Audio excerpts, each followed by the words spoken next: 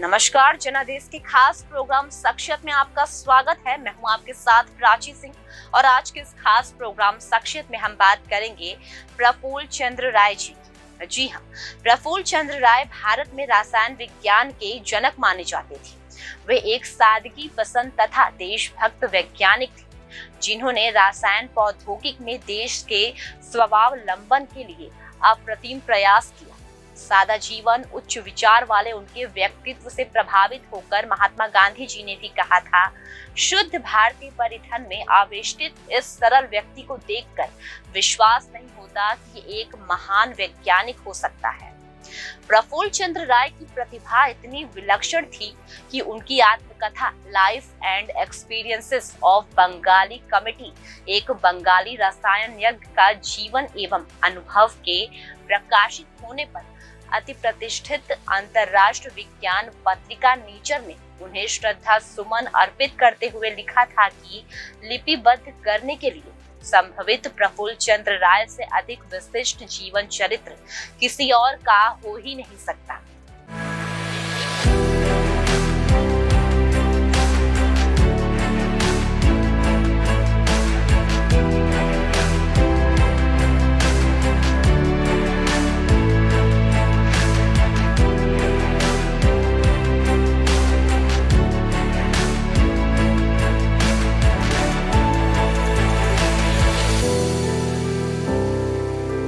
प्रफुल्ल चंद्र राय का जन्म 2 अगस्त 1861 में जैसोर जिले के ररौली गांव में हुआ था।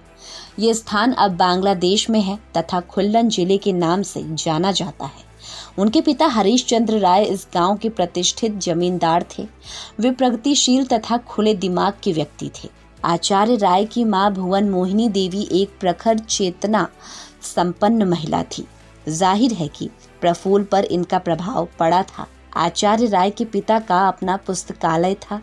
उनका झुकाव अंग्रेजी शिक्षा की ओर था, इसलिए उन्होंने अपने गांव में एक मॉडल स्कूल की स्थापना की थी, जिसमें प्रफुल्ल ने प्राथमिक शिक्षा पाई है। बाद में उन्होंने अल्बर्ट स्कूल में दाखिला लिया।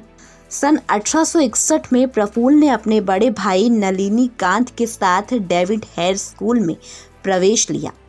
डेविड हेयर खुद शिक्षित नहीं थे, परंतु उन्होंने बंगाल में पश्चिमी शिक्षा के लिए प्रयास में महत्वपूर्ण भूमिका निभाई। राय ने अपनी आत्मकथा में ये जिक्र किया है कि किस तरह से हेयर स्कूल में उनके सहपाठी उनकी खिल्ली उड़ाया करते थे। छात्र उन्हें बंगाल उपनाम से चिढ़ाते थे। राय उस स्कूल में ज्यादा दिन तक नहीं पढ़ सके। बीमारी के कारण उन्हें न सिर्फ स्कूल छोड़ना पड़ा, बल्कि नियमित पढ़ाई भी छोड़नी पड़ी। लेकिन उस दौरान उन्होंने अंग्रेजी क्लासेस और बंगाल के ऐतिहासिक साहित्यिकी रचनाओं का अध्ययन किया। आचार्य राय की अध्ययन में बड़ी रुचि थी। वे 12 साल की उम्र में ही 4 बजे उठ जाते थे। पाठ्य पुस्तक के अलावा वे इतिहास तथा जीवनियों में अधिक रुचि रखते थे। चैम्बर्स बायोग्राफी उन्होंने कई बार पढ़ी थी। वे sir WM Jones, John Leyden और उनके भाषीय उपलब्धियों तथा फ्रैंकनील के जीवन में काफी प्रभावित थे। सन 1879 में उन्होंने 10वीं की परीक्षा पास की। फिर आगे की पढ़ाई मेट्रोपॉलिटन कॉलेज में शुरू की। ये एक राष्ट्र शिक्षा संस्था थी तथा इसकी फीस भी कम थी, परंतु वहां दाखिला उन्होंने सिर्फ आर्थिक कारण से नहीं लिया था, बल्कि उस समय पूजनीय माने जाने वाले सुरेंद्रनाथ बैनर्जी वहां अंग्रेजी गद्य के प्रोफेसर थे और प्रशांत कुमार लाहिड़ी वहां अंग्रेजी कविता पढ़ाते थे। उस समय रसायन विज्ञान 11वीं कक्षा का एक अनिवार्य विषय था। वहीं पर पैडलर महाशय की उत्कृष्ट प्रयोगात्मक क्षमता देखकर धीरे धीरे वे रसायन विज्ञान की ओर उन्मुख हुए। अब प्रफुल्ल चंद्र राय ने रसायन विज्ञान को अपना मुख्य विषय बनाने का निर्णय ले लिया था। पास में ही प्रेसिडेंसी कॉलेज में विज्ञान की पढ़ाई का अच्छा इंतजाम था, इसलिए वो 12वीं छात्र के रूप में वहाँ भी जाने लगी। प्रफुल्ल चंद्र राय को एडिनबरा विश्वविद्यालय में अध्ययन करना था, जो विज्ञान की पढ़ाई के लिए मशहूर था। वर्ष 1885 में उन्होंने पीएचडी का शोध कार्य पूरा कर लिया। तदंतर 1887 में त्रम और मैग्नीशियम समूह के कॉन्जुगेटेड सल्फेंटों के बारे में किए गए उनके कार्य को मान्यता देते हुए एडिनबरा विश्वविद्यालय ने उन्हें डीएससी की उपाधि प्रदान की। उनके उत्कृष्ट कार्य के लिए उन्हें 1 साल की अध्येतावृत्ति मिली थी तथा एडिनबरा विश्वविद्यालय की रसायन सोसाइटी ने उनको अपना उपाध्यक्ष चुना। तदुपरांत वे 6 साल बाद भारत वापस आ गए। उनका उद्देश्य रसायन विज्ञान में अपना शोध कार्य जारी रखना था। अगस्त 1888 में जून 1888 के बीच लगभग 1 साल तक डॉक्टर राय को नौकरी नहीं मिली थी। ये समय उन्होंने कोलकाता के जगदीश चंद्र के घर पर व्यतीत किया। इस दौरान खाली रहने पर उन्होंने रसायन विज्ञान तथा वनस्पति विज्ञान की पुस्तकों का अध्ययन किया और रॉस्कबॉर्ग की फेलोरा इंडिका और हॉकर की जेनेरा प्लांटेरम की सहायता से कई पेड़ पौधों की प्रजातियों को पहचाना एवं संग्रहित किया। प्रफुल्ल चंद्र राय को जुलाई 1889 में प्रेसिडेंसी कॉलेज में 250 रुपये मासिक वेतन पर रसायन विज्ञान के सहायक प्रोफेसर के पद पर नियुक्त किया गया। यहीं से उनके जीवन का एक नया अध्याय शुरू हुआ। सन 1911 में वे प्रोफेसर बने। उसी वर्ष ब्रिटिश सरकार ने उन्हें नाइट की उपाधि से सम्मानित किया। सन 1916 में वे प्रेसिडेंसी कॉलेज से रसायन विज्ञान के विभागाध्यक्ष के पद पर सेवानिवृत्त हुए। फिर 1916 से 1936 तक उसी जगह एमेरिटस प्रोफेसर के तौर पर कार्यरत रहे। सन 1933 में काशी हिंदू विश्वविद्यालय के संस्थापक पंडित मदन मोहन मालवीय ने आचार्य प्रफुल्ल चंद्र राय को डीएससी का मानद उपाधि से विभूषित किया। वे देश विदेश के अनेक विज्ञान संगठनों के सदस्य रहे। उस समय भारत का कच्चा माल सस्ती दरों पर इंग्लैंड जाता था। वहां से तैयार वस्तुएं हमारे देश में आती थी और ऊंचे दामों पर बेची जाती थी।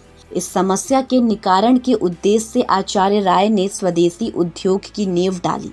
उन्होंने 1892 में अपने घर में ही एक छोटा सा कारखाना निर्मित किया। उनका मानना था कि इससे बेरोजगार युवकों को मदद मिलेगी। इसके लिए उन्हें कठिन परिश्रम करना पड़ा। वे हर दिन कॉलेज से शाम तक लौटते थे, फिर कारखाने के काम में लग जाते थे, ये सुनिश्चित करते हुए पहले के ऑर्डर पूरे हुए कि नहीं। डॉक्टर राय को इस कार्य में थकान के बावजूद आनंद आता था।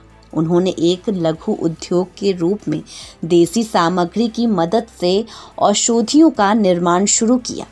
बाद में इसने एक बड़े कारखाने का स्वरूप ग्रहण किया, जो आज Bengal chemicals and pharmaceutical work के नाम से प्रसिद्ध है।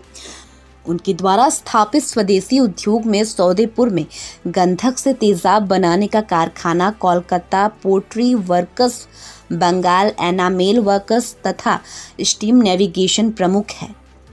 आचार्य राय ने स्वतंत्रता आंदोलन में भी सक्रिय भागीदारी निभाई थी। गोपाल कृष्ण गोखले से लेकर महात्मा गांधी तक से उनका मिलना जुलना था।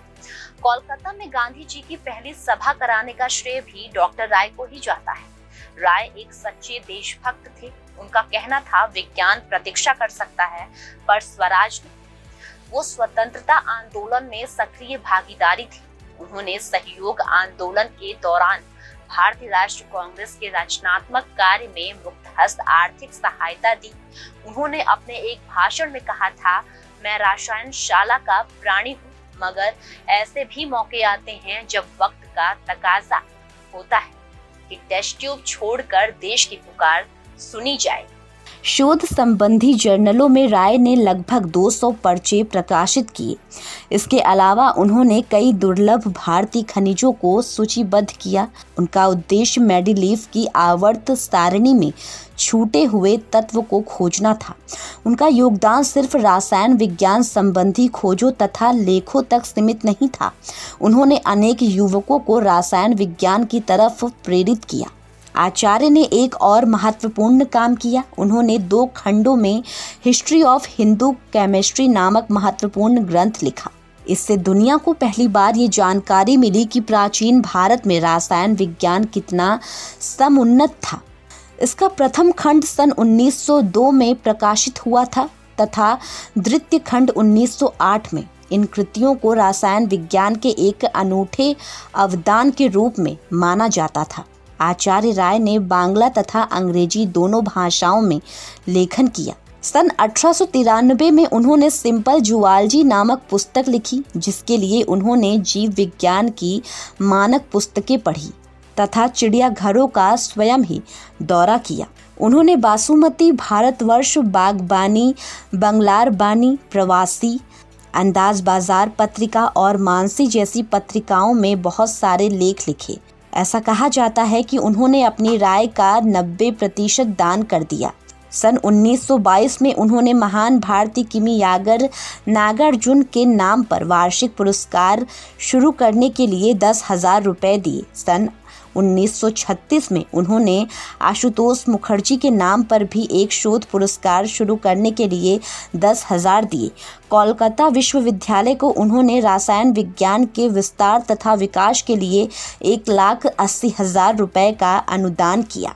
उसके बाद आचार्य प्रफुल्ल चंद्र राय का 16 जून 1942 को कोलकाता में मृत्यु हो गई।